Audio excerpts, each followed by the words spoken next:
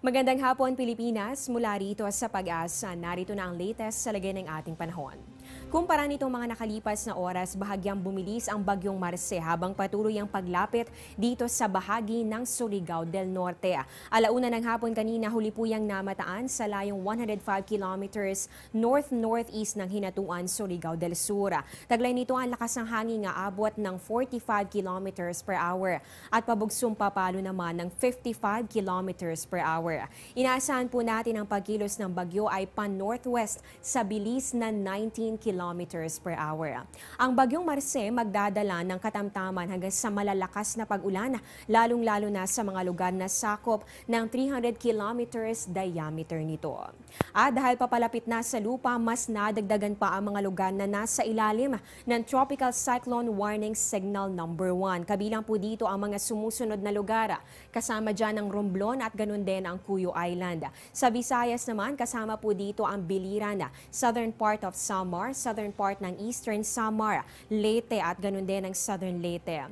Nasa ilalim rin ng signal number 1 ang Bohol, Cebu, Bantayan Islands, Camotes Islands at ganun din ang Siquijor. Kabilang din dito ang Negros Oriental, Negros Occidental, Iloilo at ganun din ang Capiz. Kabilang din sa signal number 1 ang Aklan, Antique at ganun din ang Guimaras. Nasa ilalim din ng signal number 1 ang Surigao del Norte, Siargao Island, Surigao del Sur, Dinagat Islands, pati na rin ang Agusan del Norte, Agusan del Sur, Misamis Oriental at pati na rin ang Camiguin. Kaya naman doble ingat po para sa mga residente ng nabanggit na lugar dahil mararanasan ang lakas ng hangin nga abot ng 30 to 60 kilometers per hour sa loob po yan ng susunod na 36 hours. Diyan lamang po kayo, magbabalik kami matapos ang isang paalala.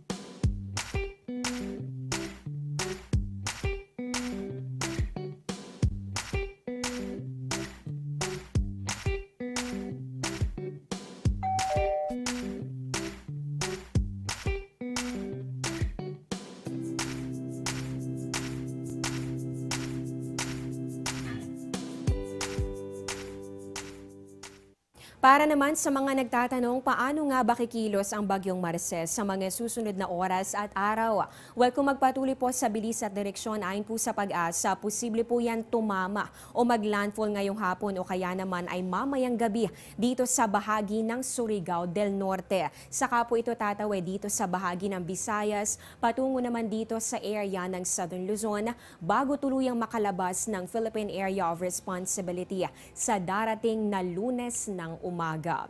Sa mga susunod na oras, mararanasan ang mga pag-ulan na may kasamang bugso ng hangin dito sa Caraga, ganun din dito sa Central Visayas. Kasama rin po dito ang Negros Island Region, pati na rin ang probinsya ng Misamis Oriental, Camiguin at pati na rin ang southern part ng Leyte.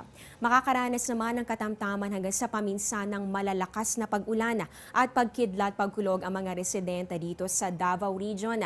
Ganun din sa natitirang bahagi pa ng Eastern Visayas at sa natitirang bahagi rin ng Northern Mindanao.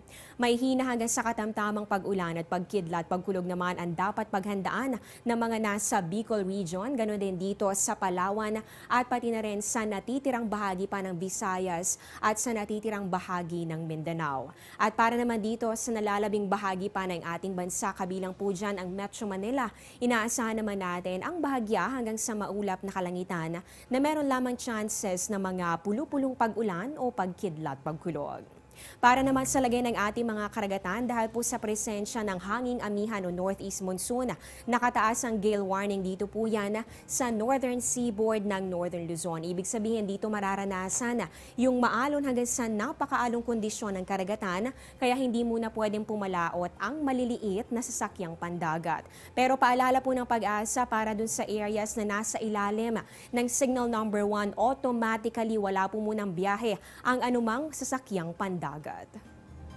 Yan ang latest mula dito sa Pag-asa. Manatiling nakatutok sa Panahon TV kung saan walang pinipiling panahon ang pagbibigay impormasyon.